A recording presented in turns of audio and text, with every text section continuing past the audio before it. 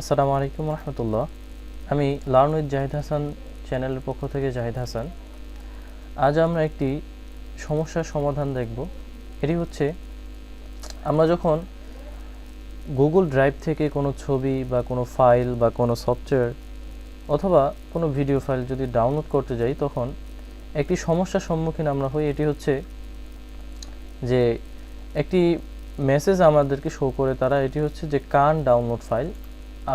আমি আপনাদের একটু দেখাচ্ছি। সাপোজ আমি এই গুগল ড্রাইভের এই ফাইলটিকে, একটি ছবি আছে, এটিকে আমি ডাউনলোড করব। এখন এটার জন্য আমি এটাকে ক্লিক করে, মাউসের রাইট বাটন ক্লিক করে ডাউনলোড অপশন থেকে ডাউনলোডে ক্লিক করলাম। আমরা একটু ওয়েট করি।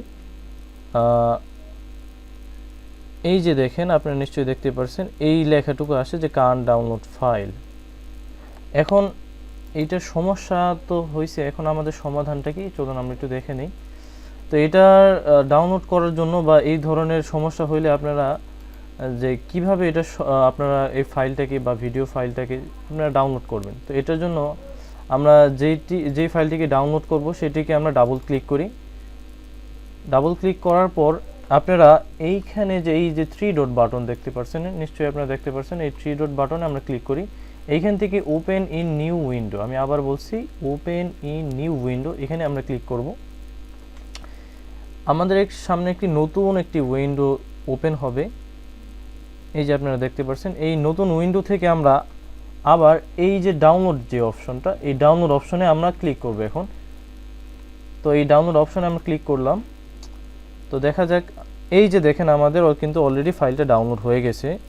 তো আপনাদের সুবিধার্থে আমি একটু আমি আপনাদের দেখাচ্ছি যে এটা ফাইলটি কি আসলে ডাউনলোড হলো কিনা। তো আমি এখান থেকে ওপেনে যাচ্ছি। হ্যাঁ, দেখুন কত ইজিলি আমরা এই ফাইলটিকে ডাউনলোড করতে পারলাম। তো এই রকমভাবে আপনারা যে কোনো ছবি বা ফাইল বা সফটওয়্যার বা কোনো ভিডিও যদি আমরা গুগল ড্রাইভ থেকে ওপেন করতে বা ডাউনলোড করতে না পারি, তখন আমরা এই পদ্ধতি অবলম্বন করে আমরা এই সমস্যাটি সমাধান করতে পারি। তো ভিডিওটি ভালো লাগলে আপনারা অবশ্যই সাবস্ক্রাইব করবেন এবং লাইক, কমেন্ট, শেয়ার করবেন।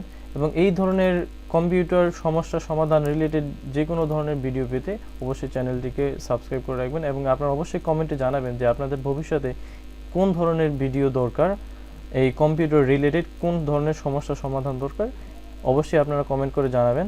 আজ এই পর্যন্তই। ধন্যবাদ আপনাদেরকে পাশে থাকার জন্য। আসসালামু আলাইকুম রহমতুল্লাহ।